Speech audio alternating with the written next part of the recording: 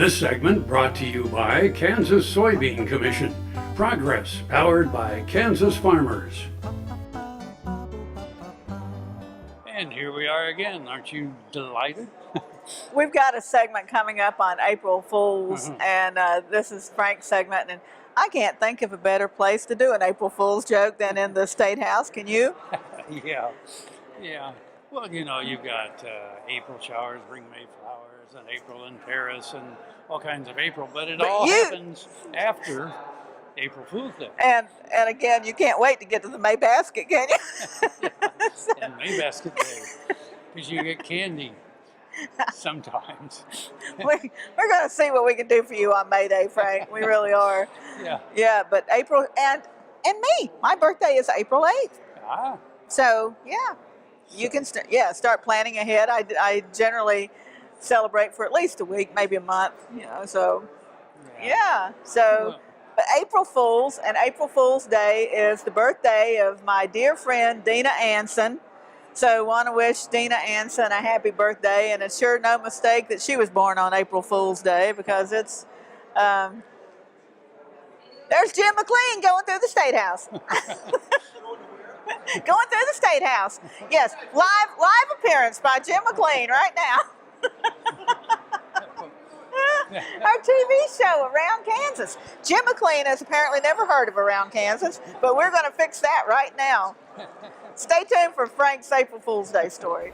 Although April Fool's Day, or All Fool's Day, has been celebrated for several centuries by different cultures, its exact origins remain a mystery. Some historians speculate that April Fool's Day dates back to 1582, when France switched from the Julian calendar to the Gregorian calendar, as called for by the Council of Trent in 1563.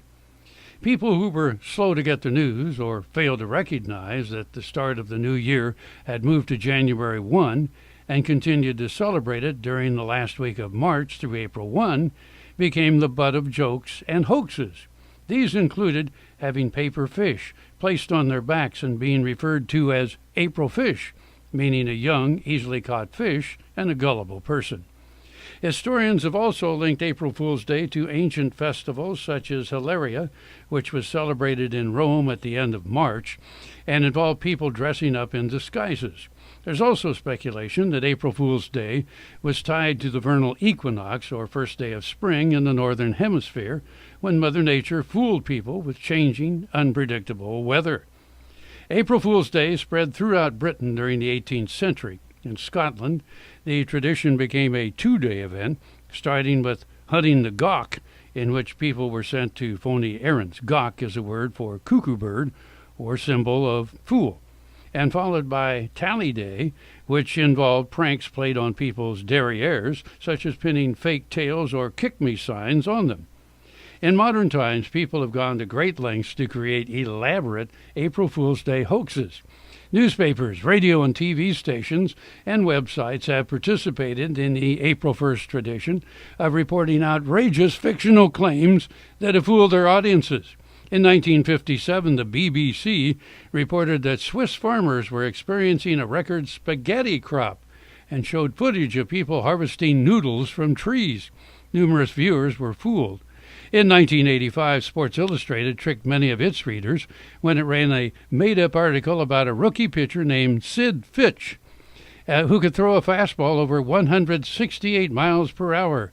In 1996, Taco Bell, the fast food chain restaurant, duped people when it announced it had agreed to purchase Philadelphia's Liberty Bell and intended to rename it the Taco Liberty Bell.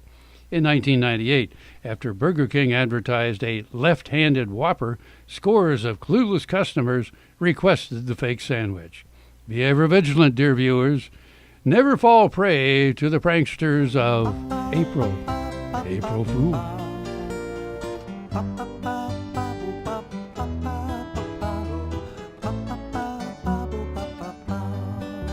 KFRM is one of the largest farm radio stations in the nation, dedicated to informing and entertaining rural listeners from northern Oklahoma to southwestern Nebraska.